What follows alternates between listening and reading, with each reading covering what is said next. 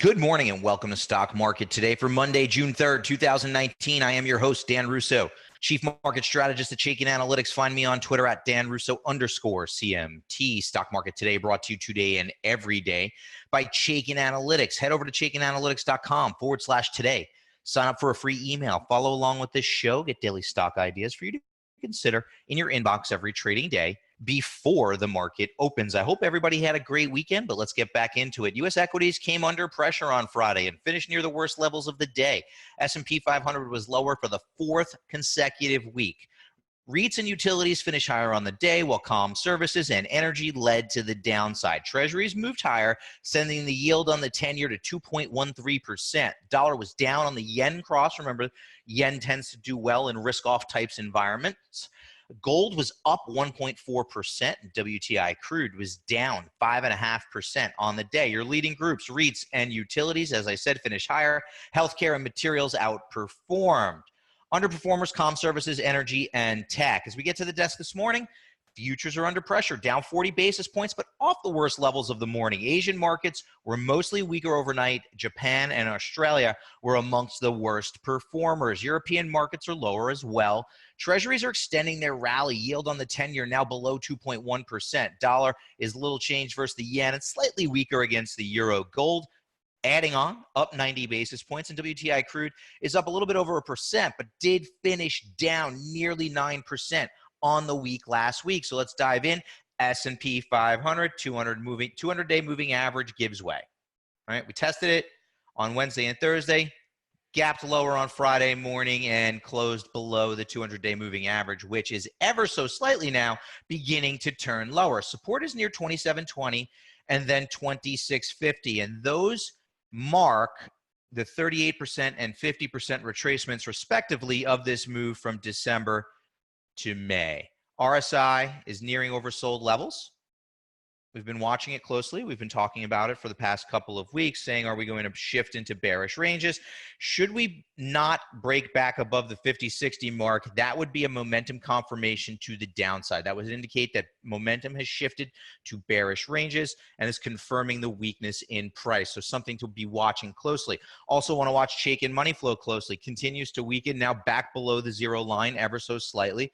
Remember, we ticked below it on Thursday morning, came back Friday morning, we were slightly above, and now after the sell-off on Friday, we are back to slightly below the zero line. But no matter where we are now on the back and forth above and below zero, Chaikin money flow has been weakening. So indicators are deteriorating as the market takes out support levels. We now need to start to think about the next support levels to the downside at 2720 and then 2650.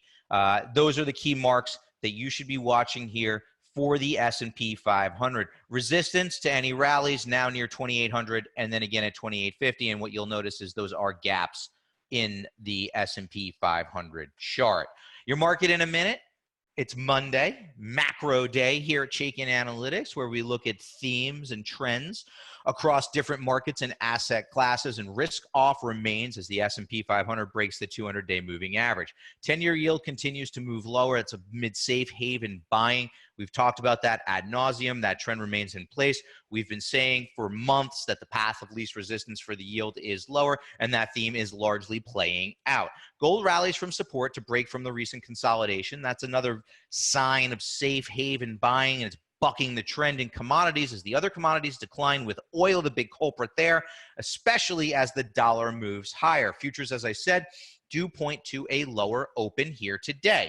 Now, the power bars for the major indices, remember what the power bars tell us. They tell us how many stocks in each of these indices have bullish ratings in green, neutral ratings in yellow, or bearish ratings in red. And we can see for the Dow, it's skewed in favor of the bears, 4 bulls to 6 bears. S&P, same story. 79 bullish or very bullish stocks for 101 bearish or very bearish stocks. NASDAQ underperformed on the day.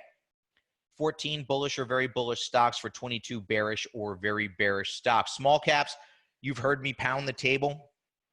Underweighting small caps. We prefer large caps for adding equity exposure. That theme also continues to play out.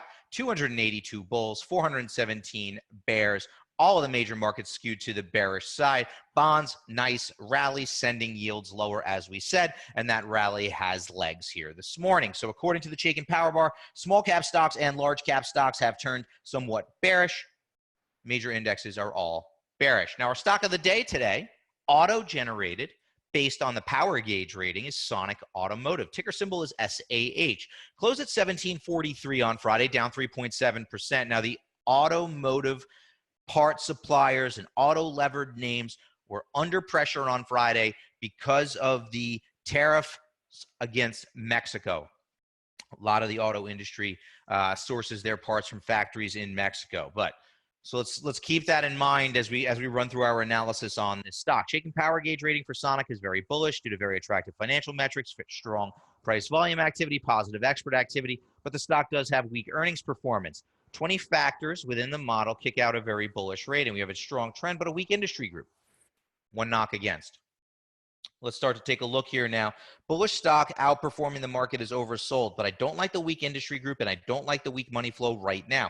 I think you want to give this stock some time to kind of find its footing and stabilize, especially in light of the fluid / dynamic news flow about the tariffs, especially as it relates to Mexico. Now, you do have some support in the $15, $16 level should the pullback increase. I think you want to add SAH to a bullish watch list, but I don't want to catch this falling knife here just yet. I want to give the stock some time to stabilize above support, and then all else being equal, start to consider it on the long side of the portfolio.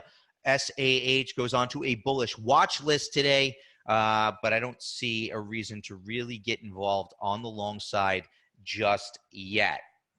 Our sector tracker now, looking at the movement of the major sectors over the last 5 days, and all of the major sectors are lower over that time frame as the market has been under pressure. So the key is to find the areas of relative strength and relative weakness, and kind of, if you're looking for long ideas and you're building your watch list, start to favor the areas of the market that have shown relative strength, start to de-emphasize the areas of the market that have shown relative weakness. Now, real estate, obviously a defensive play, also levered to the decline in rates, top of the list. It's an area that we've liked for relative performance, and it continues to hold up on a relative basis. Communications, some of the defensive names in there holding up, doing their job. Tech, nice to see tech near the top of the list. We want to see tech find its footing. It's been a casualty of the trade tensions thus far, so we want to see tech find its footing. It is the largest weight in the S&P 500.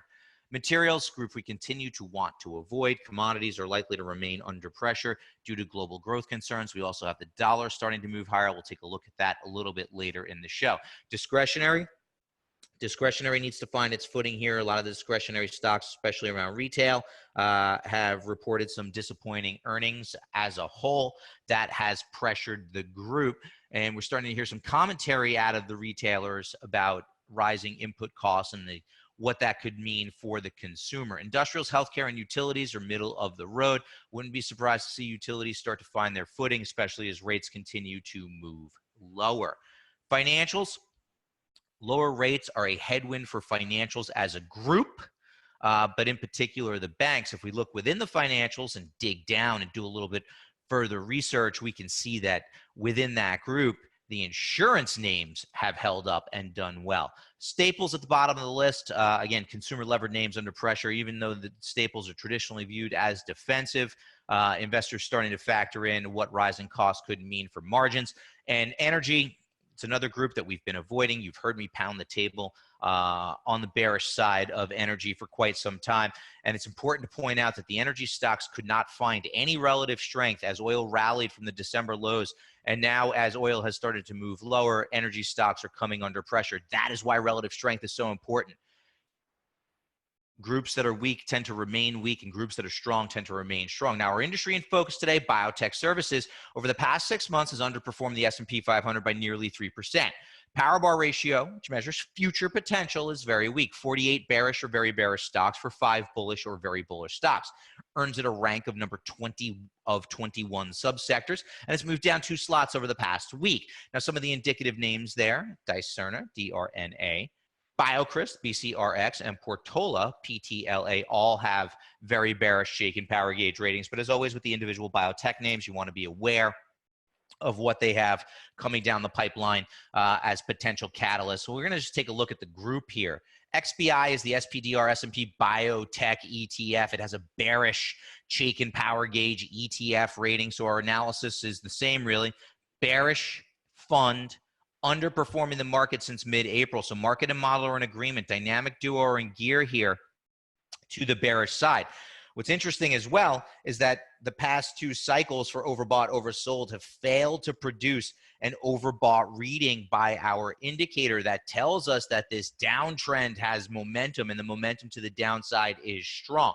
Now, chicken money flow is bullish, but it's been waning over the past 4 to 6 months, and the fund is below the declining long-term trend line. Biotech as a group likely to remain under pressure. Obviously, there are idiosyncratic stories within the group that you need to be aware of if you're looking at the individual names. But as a whole, we want to continue to avoid that group. Friday's S&P gainers and losers. COO earnings sent that stock higher. Dish up on Sprint T-Mobile news. Dollar Tree's comps beat sent the stock higher. Newmont up with gold. No real news on ESS. Gap's earnings sent the stock down by 10%. SYY, investors didn't like what they heard at a conference, sent that stock down by 7.5%. Mattel, no real news. Mexico news on the tariffs. The culprit on the bottom two names here, APTV as well as STZ, sending both of those stocks lower on the day. Small caps continue to underperform. Here's that IWM relative to the SPY. We can see a clear downtrend. Tried to find support, but is now broken below. Remains below the declining 200-day moving average. So the trend is down, and support has now broken. That trend is confirmed by bearish momentum. RSI of the ratio has shifted into bearish ranges.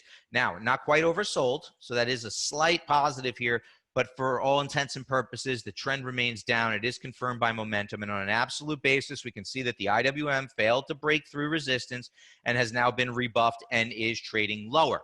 We've been pounding the table on small caps. We've been saying small caps continue to underperform, and that underperformance is likely to continue, and that does remain the case. We'll look for signs of stabilization, but they are not there yet. But we're really going to need to see this trend reverse and start to move higher for us to really become, in any way, shape, or form, excited about small caps on a relative basis. Downtrend confirmed by momentum. 10-year yield remains under pressure. We've been table pounding on this one, saying that the path of least resistance is likely lower, and that has played out. Below the 50-day moving average, below the 200-day moving average. Broke support at 2.35, now targets support at 2.1, and is trading below it here this morning. I think you have to start thinking about the potential for the 10-year to test 2%. Conviction in that analysis is strengthened by the fact that the RSI of the yield remains firmly in bearish ranges. Look at how easily it's been able to become oversold, never comes close to becoming overbought, i.e. RSI above 70, hardly ever gets above 60 during rally attempts. So momentum confirms the path lower for yields. Continue to think that the path of least resistance for yields is lower. Can we see a little bit of a counter trend rally given the oversold conditions? Of course we can. But below the trend lines with bearish momentum increases the odds that we are going to test the 2% level on the 10-year yield. Something to keep in mind as you're looking through ideas. You probably want to favor names that do well when yields decline. Gold rallies on haven buying. You can see a nice breakout here through this downtrend line. Notice the RSI for GLD, the SPDR Gold Shares ETF, never became oversold. So the exact opposite of what we were seeing with TNX, right? Never threatens the oversold conditions and now moving higher. Momentum shifting into bullish ranges with this breakout. Shaken money flow turns bullish for GLD. GLD seeing some safe haven buying, likely continues to the upside. As we said, gold was higher here this morning. Other commodities fall as the dollar breaks out. Here's the Bloomberg Commodity Index moving lower below the 200-day moving average. Again, RSI is in bearish ranges. Notice rally attempts of late have not been able to penetrate the 50 mark, and that's all while the dollar breaks out and now holds above the breakout level, which should continue to act as support. So that is going to wrap it up for today. Head over to chaikinanalytics.com/today. Sign up for that free email. You can follow along with this show. Get daily stock ideas in your inbox every trading day for you to consider. I'll be back tomorrow. Have a great day.